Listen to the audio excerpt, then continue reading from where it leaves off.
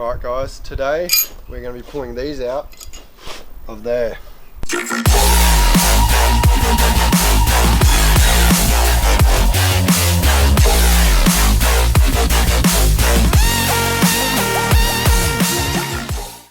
So what we're going to be doing, rear wheel bearings on a live axle Commodore.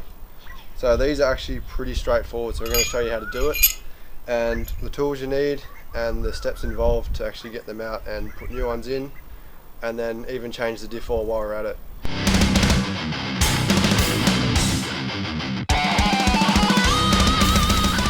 Alright, so this is actually a pretty straightforward job. The tools you'll need, basically 17mm socket or spanner to undo the actual brake caliper, 14mm, there's four studs with nuts on them behind the brake rotors, we'll see once we take it off.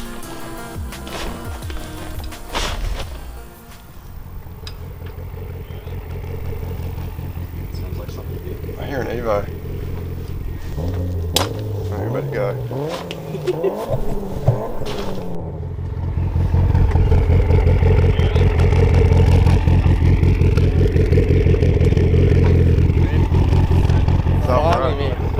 What a weapon.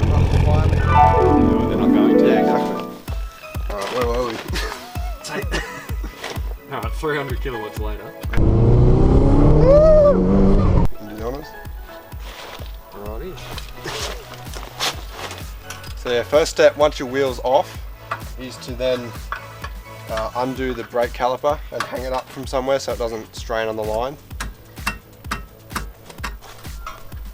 Our preferred method is cable ties,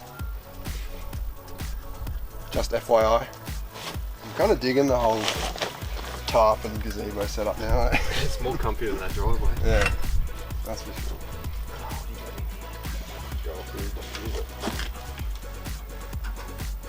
So look at this blow, you do it blind.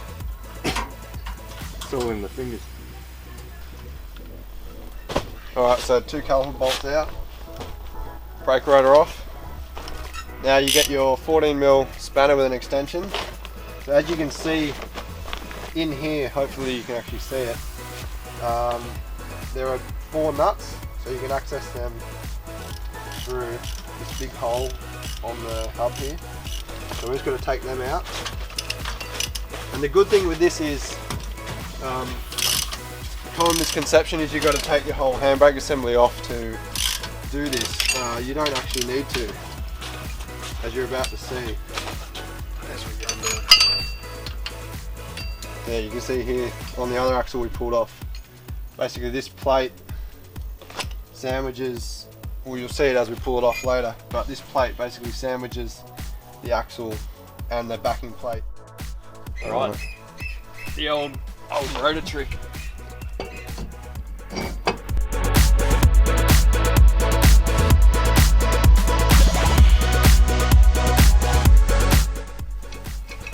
Fucking get it on.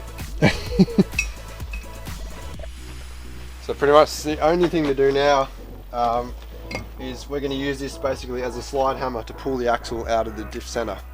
So there goes nothing.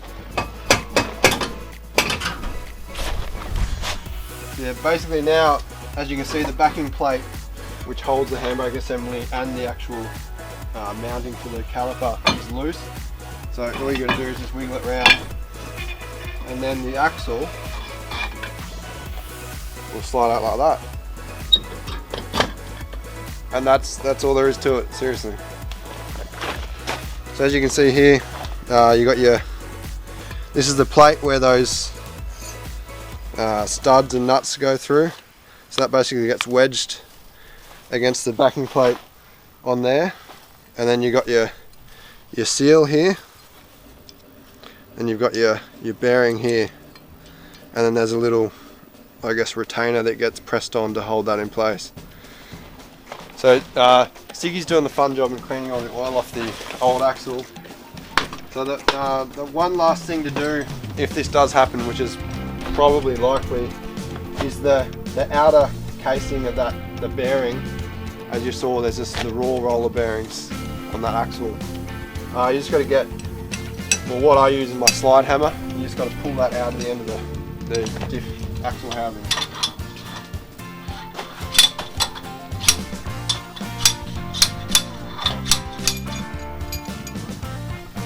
That's it. So the only thing left to do is take this down to a shop, get the new ones pressed on and put them back in, that's it. Okay, so now you've got your new bearings pressed on, the only thing left to do is basically reverse all the steps you've already seen. So instead of seeing all that crap again, I've just done a fast forward montage and we'll move on to the next agenda. As well, so what you'll need obviously... You got a huge smudge of oil.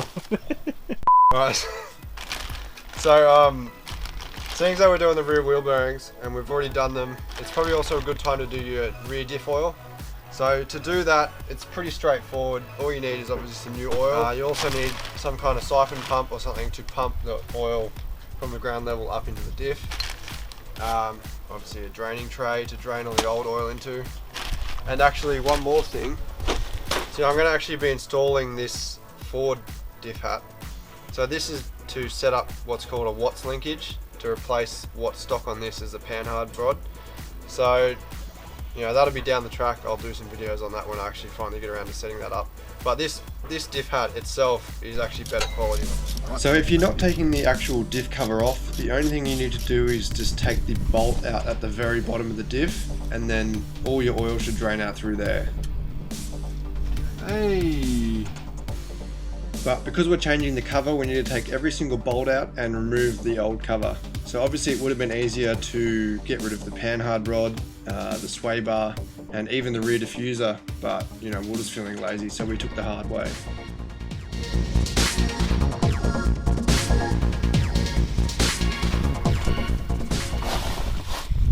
So as you can see here, that is the inside of your diff. This is a Harrop True Track mechanical LSD. So I've been told that this will never die. That's why I paid the big bucks for it. So now with both the diff and the cover surfaces clean, you can put your RTV gasket maker on them, and then you can put the diff cover back on.